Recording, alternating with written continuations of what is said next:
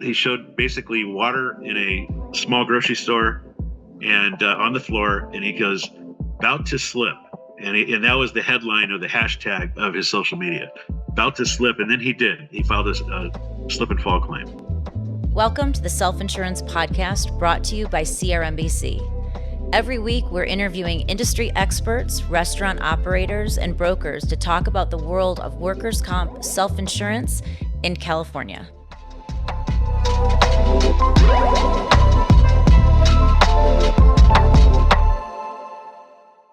Welcome back. Today, we're joined by Sam King, Vice President, SIU, and Program Management, Apex Investigations. Welcome, Sam. Thank you. So today we're going to talk a little bit about workers' comp investigations and fraud. Before we do that, will you tell us a little bit about your background? Yeah, I basically I had several leadership positions, including in the insurance industry, as well as executive positions with national investigation firms. I've had over 10 years of law enforcement background. I've served as the chairman of the California Workers' Compensation Institute's Anti-Fraud Committee, as well as the California Department of Insurance SIU Training Committee. And I hold a bachelor's degree. I'm a private investigator, licensed private investigator. I have my certified fraud examiner certificate and my certified insurance fraud investigator certificate. And my designation, I have a designation as an associate in claims as well. Thank you for that. So from people in the lay people in the world, this seems like it's got so much sexiness that you're the private investigation side of things, and we think of the movies and things like this.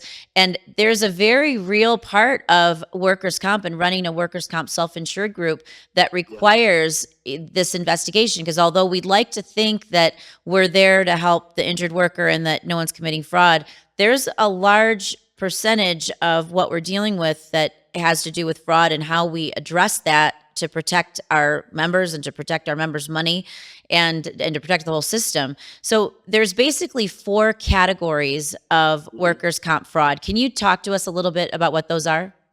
Yeah, when it comes to claimant fraud, there's 4 primary categories that we look at. One is a pre-existing medical history. And it's typically when they're lying about a prior claim history and injuries and body parts. So that could be one area. Another area is the injury did not arise out of employment or occur in the course of employment. The injury occurred outside of work.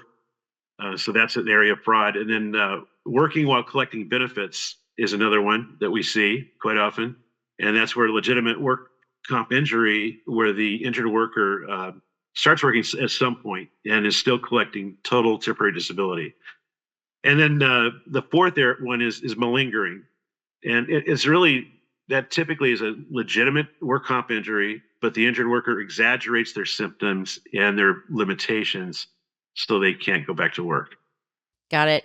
And so we talked about there's basically investigation options for minor injuries, significant, subjective complaints, and slow recovery. Let's walk through those one by one. What are the investigation options for a claimant with a minor injury? Typically there's a couple of options. One is to do a social media investigation. That may show evidence of physical activity or working activities inconsistent with the actual claim being presented. Another one would be surveillance, where you actually do undercover filming. It's the same as a social media investigation as far as what you're looking for, but it's more solid, more reliable, and more acceptable when it comes to trying to change a medical opinion with a doctor or developing and presenting an SIU case to law enforcement. And then what additional options when you get to significant subjective complaints? It's really those 2 are the main ones, and then from there you can go into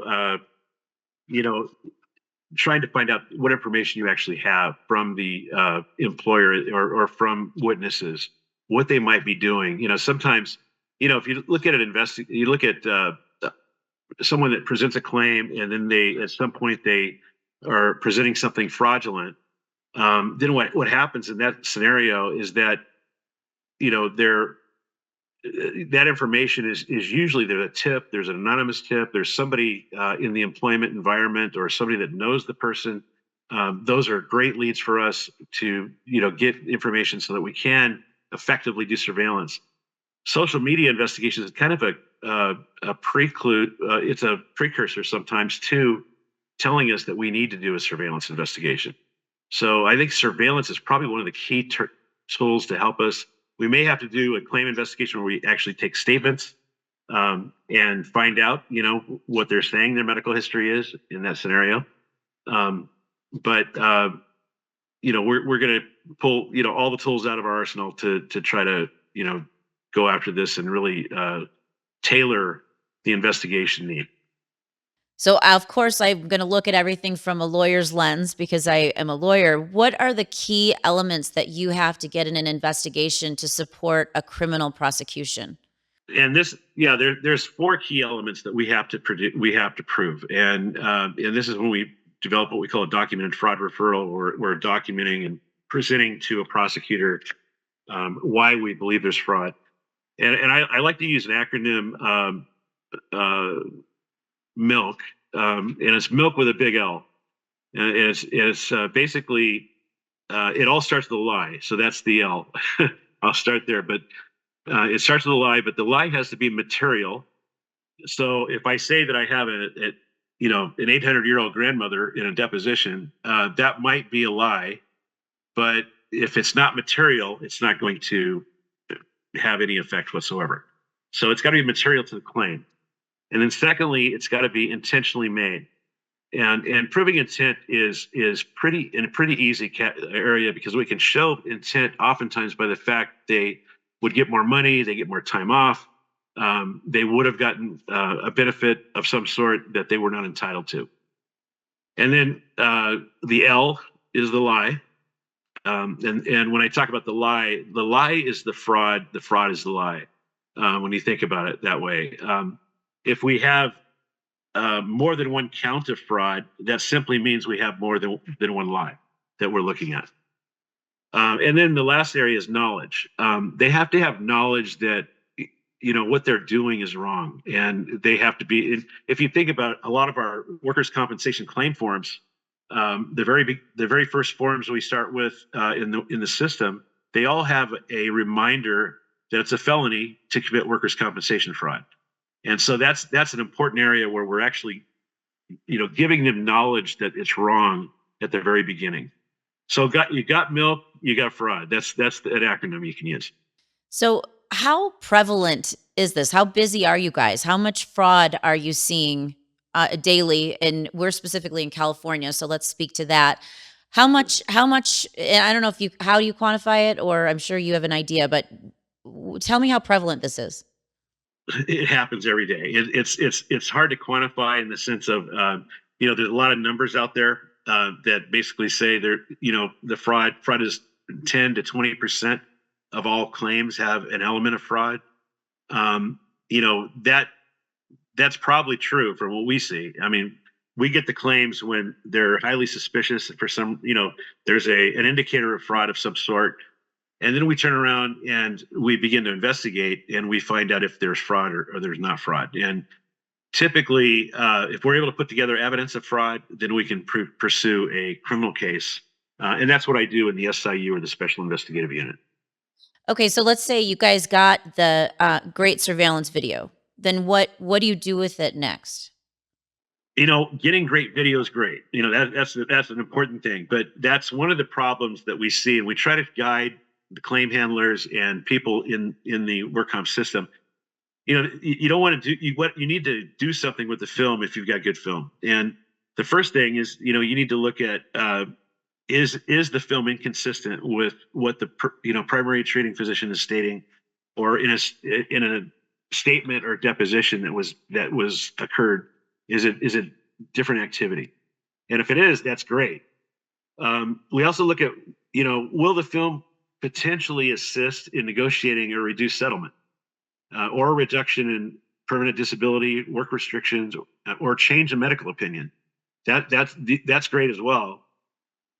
Is there enough film, or do we have enough film where the employee or the claimant can argue that it was just a good day?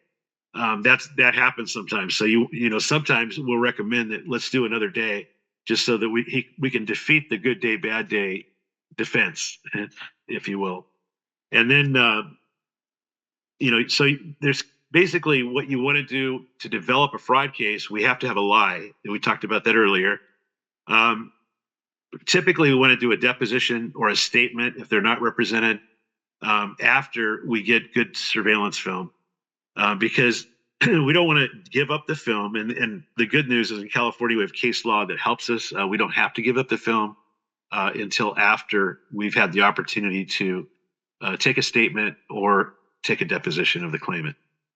And after that, we want to give the film up to the applicant attorney, and we want to give the film up to a qualified medical examiner and the primary treating physician. We want to give everybody the film, and I want them to comment on the film and look at the film in relationship to the medical restrictions that have been prescribed. Are there certain tips or certain things that happen at the beginning of the claim that trigger them getting you involved?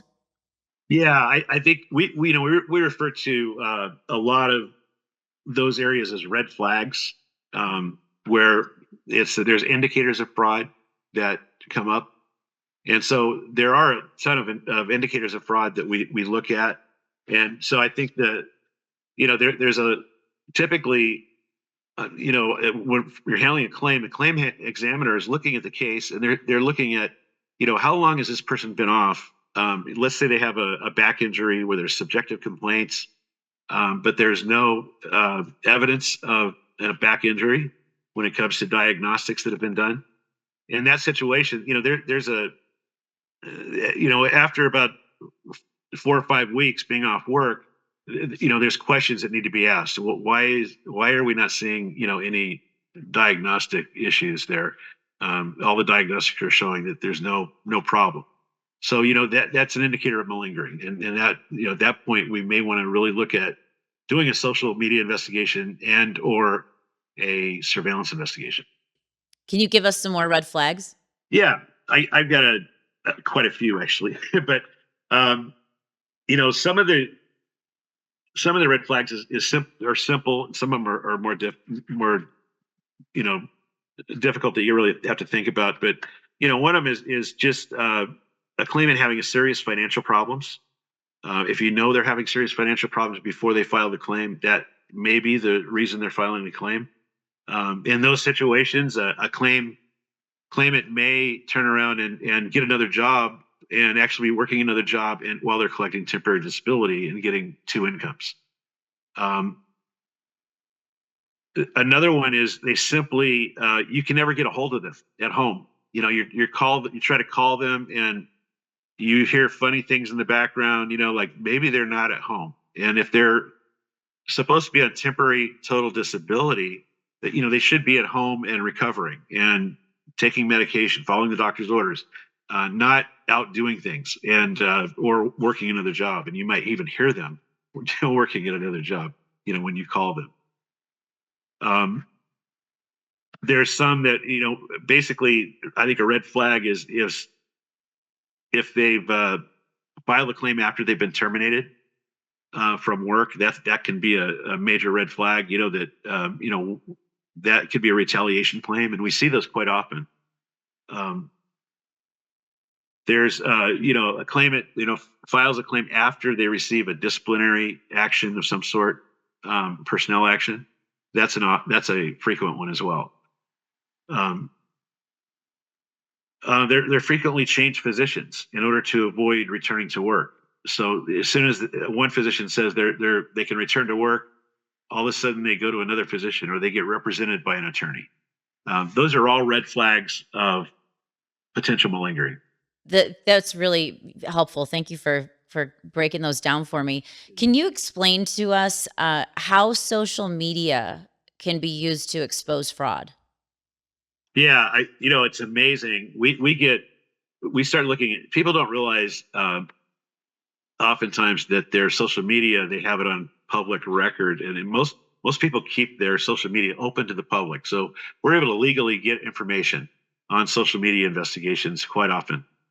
Um, and we'll see some interesting things. I mean, we had one case we did not too long ago that um, basically it was a slip and fall injury, but this guy put on social media prior to the claim that he showed basically water in a small grocery store and on the floor, and he goes about to slip, and that was the headline of the hashtag of his social media, about to slip, and then he filed a slip and fall claim.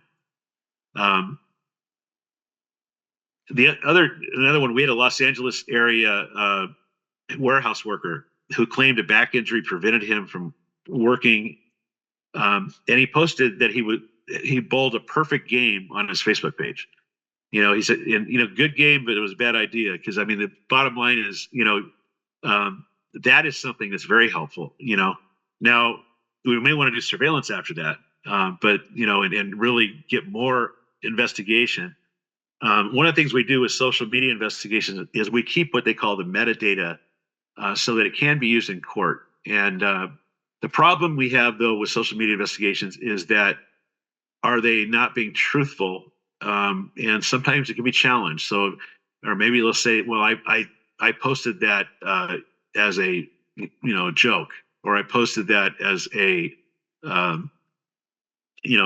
just because I didn't realize what was going to happen, and I just wanted to be funny, so, and it could be an old picture, you might say it's an old picture. So, there's some defenses there. That is why we actually recommend surveillance after we find this information. Or we had a judo instructor that filed for a total permanent disability injury and later posted dates he was available to teach class and do instruction. And then one of the ones that was kind of notorious, it actually went to criminal, was prosecuted criminally, was a Bronco riding champ filed a claim. And then soon after, he was online with his buddies attending an upcoming competition. And he was actually riding Broncos again. Wow. So it's pretty amazing, some of the things that happen. And, when you start drilling down into the criminality of workers' compensation fraud. Wow. Is there anything that employers, because we're obviously a workers' comp self-insured group for restaurant owners, so is there anything that the employers can do that helps you, that you wish that they had done ahead of time, or that they can help during the investigation? I think yes. The first thing is report if you have a potential injury, or even if you're not sure, report it right away. If it's a first aid injury, it won't count against you. So I mean, report it right away. That's important. And then secondly is, because we want to be able to investigate things right away. And if we don't have the claim until you've known about it for 30 days, that's going to be problematic. Another thing is, it's a good thing to have video cameras at work, in work areas, so that we can document things, and you're allowed to do that in your workplace, and it's a very good thing, because it does help us defeat claims. So I recommend video cameras are so much cheaper than they used to be, and it's a great tool to use and have in the work environment. And then another thing is, treat the employee good. I mean, people. I always tell people this: people don't leave the employer; they typically leave their direct boss. So if they don't like their direct boss, that could be a reason, or some reason, to file a fraudulent claim to try to get out of work. So if you see somebody in a management role that is not treating their employees well, you need to address that. And I think it'll really help you with curbing some of your claims that you probably won't get those claims if you address that. Sam, this was incredibly enlightening. That's all the time we have for today, but I really appreciate you coming on and talking about this. And I appreciate what you're doing for our industry. It's so important, and obviously we're always looking for how we can keep our costs down, and you guys are a big piece of that. So thank you so much for your time today. Thank you for joining us for the Self Insurance Podcast, brought to you by CRMBC. If there's a topic you'd like to learn more about, or if you have any questions, just email us at info@crmbc.com. Remember to subscribe, like, comment, and share, and join us again next week for more tips on self-insurance.